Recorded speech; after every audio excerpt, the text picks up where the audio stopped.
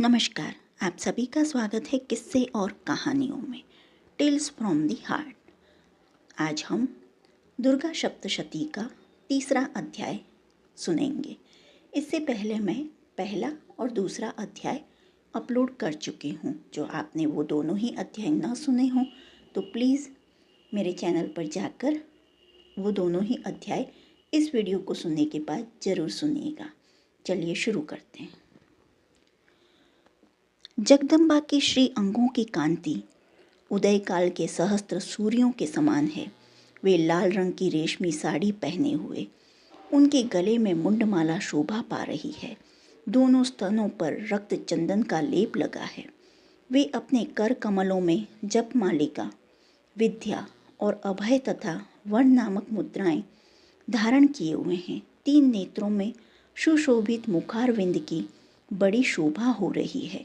उनके मस्तक पर चंद्रमा के साथ ही रत्नमय मुकुट बंधा है तथा वे कमल के आसन पर विराजमान हैं। ऐसी देवी को मैं भक्ति पूर्वक प्रणाम करती हूँ।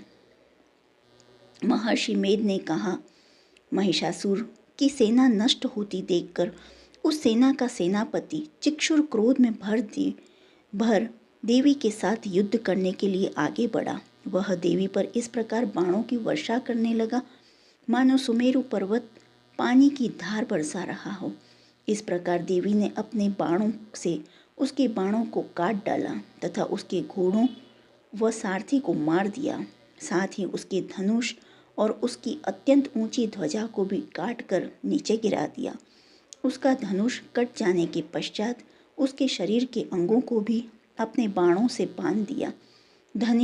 धनुष, घोड़ों और सारथी के नष्ट हो जाने पर वह असुर ढाल और तलवार लेकर देवी की तरफ आया।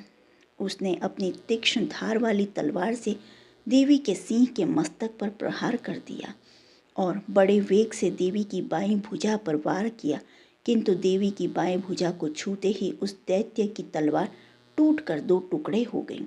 इससे दैत्य ने क्रोध में भरकर शूल हाथ में लिया और उससे भद्रकाली देवी की ओर फेंका। देवी की ओर आता हुआ वह शूल आकाश से गिरते हुए सूर्य के समान प्रज्वलित हो उठा।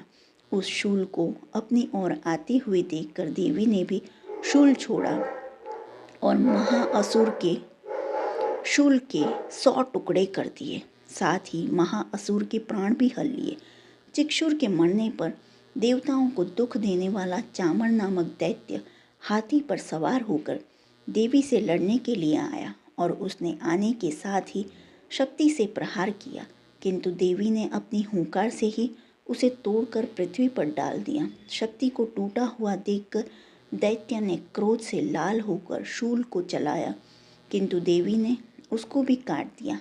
इतने में देवी का सिंह उछलकर हाथी के मस्तक पर सवार हो गया और दैत्य के साथ बहुत ही तीव्र युद्ध करने लगा। फिर वह दोनों लड़ते हुए हाथी पर से पृथ्वी पर आ गिरे और दोनों बड़े क्रोध से लड़ने लगे। फिर सिंह बड़े जोर से आकाश की ओर उछला और जब पृथ्वी की ओर आया तो अपने पंजे से चामर का सिर धड़ से अलग कर दिया। क्रोध से भरी हुई देवी ने शीला और वृक्ष आदि की चोटों से उदग्र को भी मार दिया। कराल के दांतों, मुक्कों और थप्पड़ों से चूर्ण कर डाला। क्रुद्ध हुई देवी ने गदा के प्रहार से उद्यत दैत्य को मार गिराया। भिंदीपाल से वष्पकल को बाणों से ताम्र तथा अंधक को मौत से के घाट उतार दिया। तीनों नेत्र वाली परमेश्वरी ने त्रिशूल से उग्रास्य, उग्रवीर्य और महाहनु नामक राक्षसों को मार गिराया।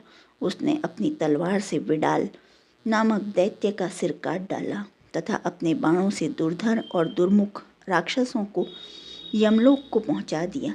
इस प्रकार जब महिषासुर ने देखा कि देवी ने मेरी सेना को नष्ट कर दिया है तो वह भैंसे का रूप धारण कर देवी के गणों को दुख देने लगा।